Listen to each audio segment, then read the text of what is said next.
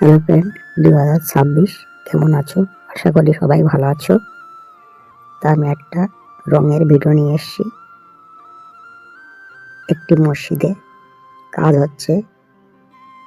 এশিয়ানের primer এক coat মেরে double coat রং হচ্ছে সবুজ কালার আল্টিমা।